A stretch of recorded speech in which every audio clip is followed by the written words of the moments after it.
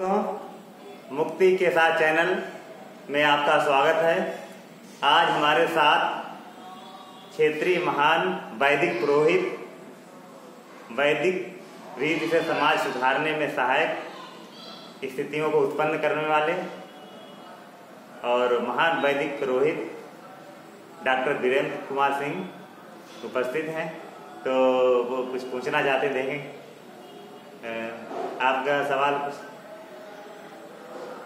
सभी लोगों को पहले हार्दिक नमस्ते। ओम विश्वानि देव सवितर दुरितानि पराशुव यद भद्रम तन्नयाशुव। तू सर्वेश सकल सुखदाता शुद्ध स्वरूप विधाता है।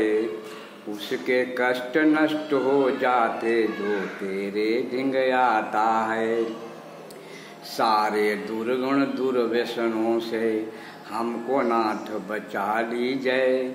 मंगलमय गुण कर्म पदार्थ प्रेम सिंधु हमको दीजय। प्रभु प्रेम सिंधु हमको दीजय। आप स्वामी जी, आपने जो मुक्ति के ऊपर जो चैनल बनाया है, इसके बारे में मैं थोड़ा आपसे जानकारी चाहता हूँ कि ये मुक्ति क्या चीज़ है। इसके बारे में आप हमें पहले बताएं, उसके बाद फिर हम जो हैं आप बताने की कृपा करें कि मुक्ति का चैनल आपने किस उद्देश्य से ये शुरू किया है, प्रारंभ किया है, इसके क्या प्रयोजन है। पुरोहित जी, वैदिक पुरोहित जी, हमने अपने जीवन मुक्त होकर आनंद को महसूस किया है।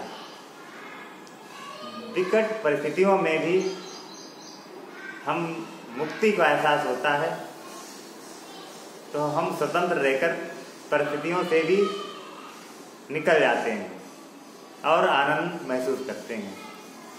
चाहे कितनी बड़ी समस्याएं हों, उसे बड़ा आसानी से पार हो जाते हैं।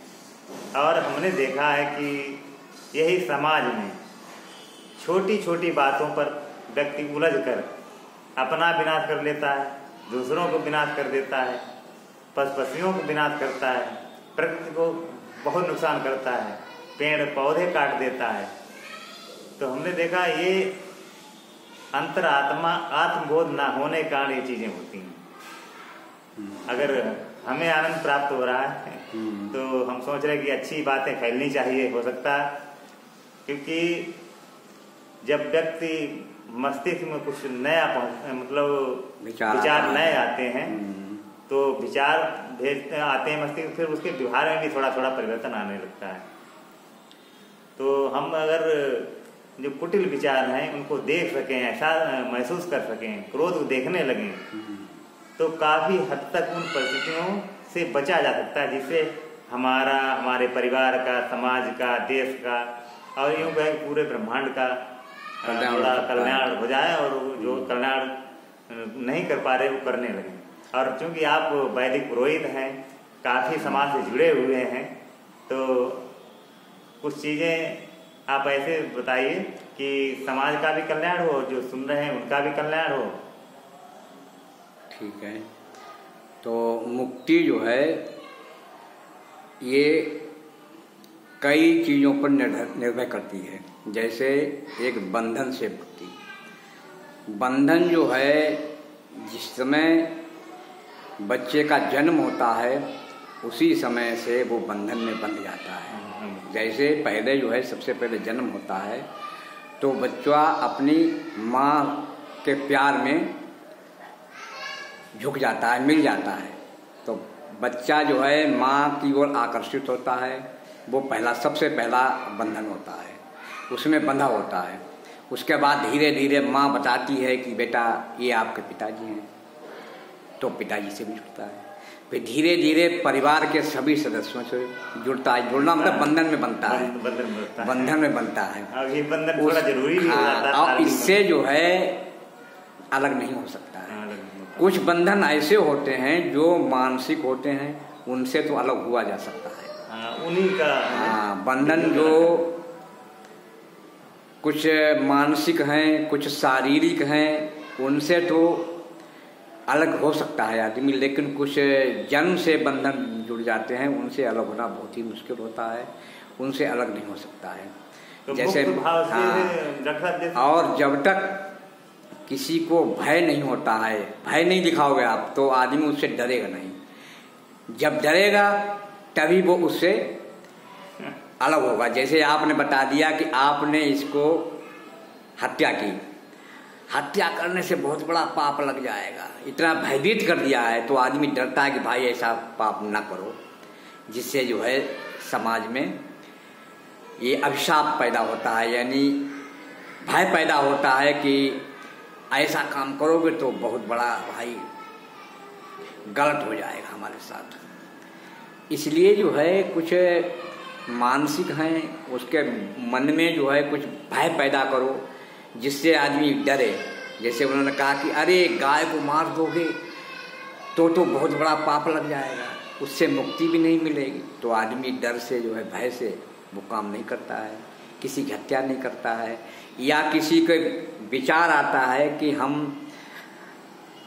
अमुक व्यक्ति से प्रेम से रहें, अगर प्रेम से नहीं रहेंगे तो समाज से जो है अलग आदमी हो जाएगा, तो ये भी भय है। भय के डर से आदमी जो है ही बंधन से मुक्त हो सकता है। रामचरितमानस में तुलसीदास जी ने लिखा, भय बिन होय न प्रीति। हाँ, भय के बिना प्रीति नहीं होती है। भय हालांकि वैदिक सिद्धांत में ये नहीं मानते हैं, लेकिन फिर भी समाज में कुछ विचारधाराएं ऐसी चलती हैं। जैसे उन्होंने कहा कि अरे ये काम करोगे तो उसकी मुक्ति के लिए आपको गंगा जी नहाना पड़ेगा, तो गंगा जी नहाने से नहीं होता है, लेकिन भय है जिससे आदमी उस कर्म से, गलत काम से डरे।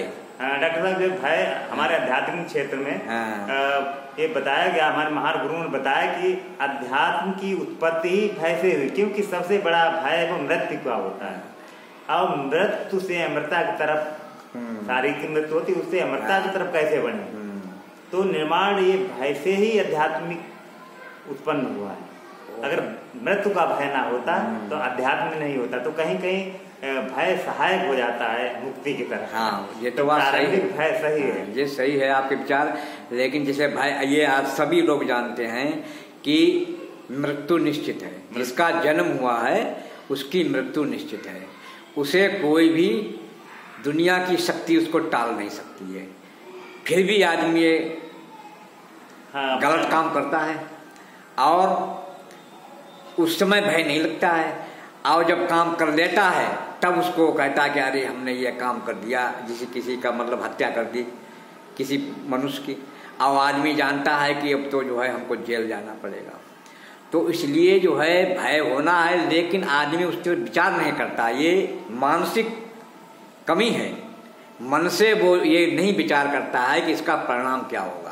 तो डॉक्टर साहब, इसमें ये भी कारण है कि व्यक्ति बहुत उत्तेजित हो जाता है, और इससे पहले हम ध्यान के अभ्यास द्वारा या मुक्ति के अभ्यास द्वारा हम स्थितियों को जान जाएंगे तो वो एकदम प्रतिक्रिया नहीं करेंगे और गलत काम करने से बच जाएंगे। अब इसी के लिए जागरूकता बहुत जरूरी है। अब बहुत ध्यान विधियों से, स्मरण से, सतत स्मरण से, और जो छोटी छोटी हमने ध्यान विधियां, उससे ही लाभ होगा।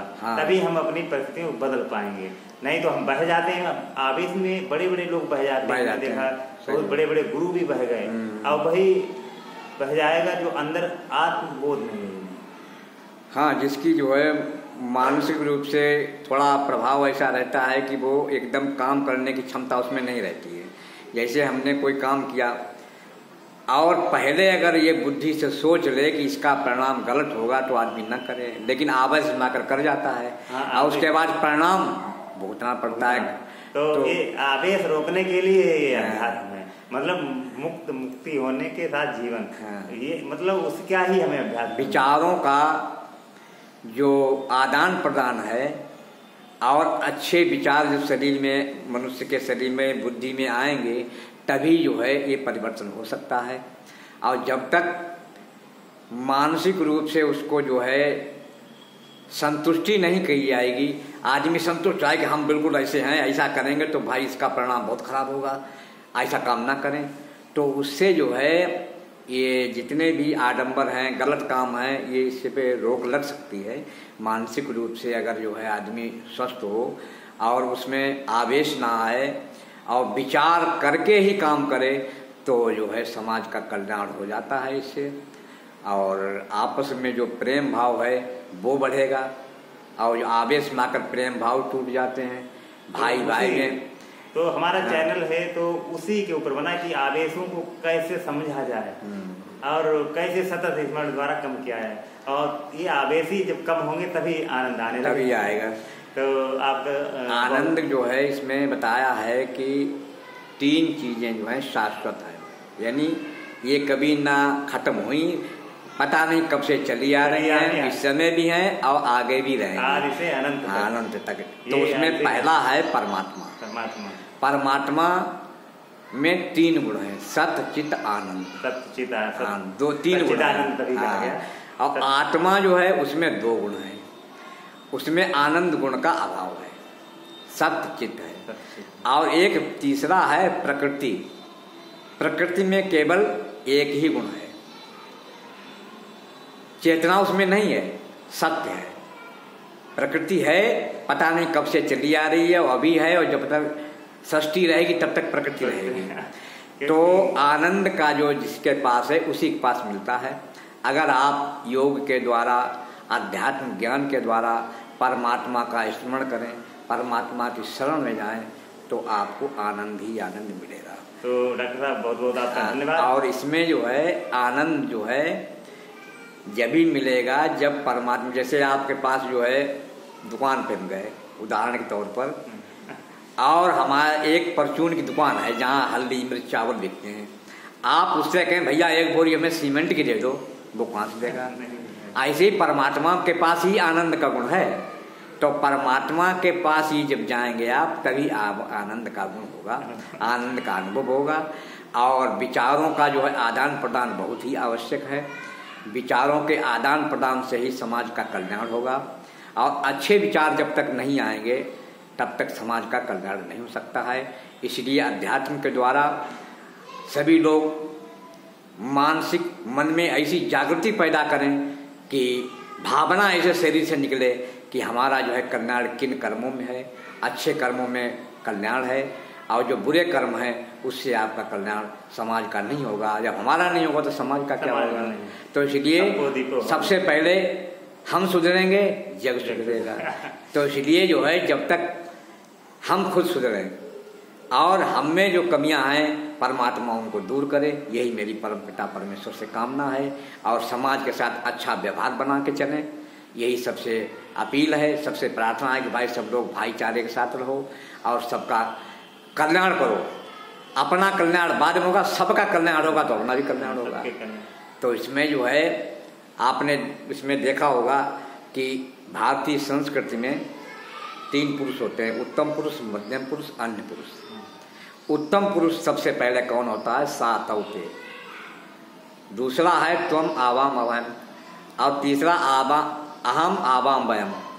तो 3 सबसे पहले उत्तम कौन है? सातौते। सा माने वो आगे वाला, ठीक है, वो उत्तम है। लेकिन इस आंग्ल भाषा में, अंग्रेजी में इसका उल्टा है। कैसे? उसमें फर्स्ट पर्सन कौन है? आई बी, मैं। उसके बाद सेकंड पर्सन यू, और third person he see it, यानी वो। तो मतलब कितना अंतर है भारतीय संस्कृति में और घर के विदेशी सभ्यता में, संस्कृति में, कि ऐसे भोजन बना तो संस्कृत के हिसाब से सबसे पहले कौन खाएगा? वो माने अतिथि, जो आपके यहाँ अतिथि आया है वो सबसे पहले खाएगा। अंग्रेजी में कौन खाएगा? आई, सबसे पहले मैं खाऊंगा, उसके बाद बनाने वाला यानी तुम खाओगे, और आने वाला सबसे बाद में खाएगा। इस प्रकार व्यवहार से मैं की अवस्था बहुत कम है। तो ये जो है परोपकार की भावना जागरने के लिए भारतीय संस्कृति की ओर आपको लोगों को जाना होगा। भारतीय संस्कृति के करीब में जब जाएंगे तो भारतीय संस्कृति आपके शरीर में पहुंचेगी, आपको उसके विचार आपके पास आएंगे और आप समाज को विचार देंगे, तभी आपका समाज कल्याण होगा, आपका कल्याण होगा, समाज का कल्याण होगा। इसलिए मैं जो है पुनः सबसे निवेदन करूंगा कि भाई सब लोग जो हैं बुद्धि से काम लें, बुद्धि को स्वस्थ रखें। अच्छे विचार जब आएंगे तो गलत विचार अपने आप शरीर से निकल जाएंगे। क्योंकि जहाँ पर प्रकाश होता है तो अंधकार उससे पहले ही नष्ट हो जाता है। तो उसी प्रकार जब अच्छे विचार आपके बुद्धि में आएंगे तो गलत विचार स्वतः नष्ट हो जाते हैं। इसलिए सभी लोगों से प्रार्थना परमात्मा से कर रहा हूँ, सभी लोगों को कल्याण हो। बहुत बहुत धन्यवाद और फिर आपसे पुनः मुलाकात होगी। तब तक धन्यवाद, नमस्ते जी।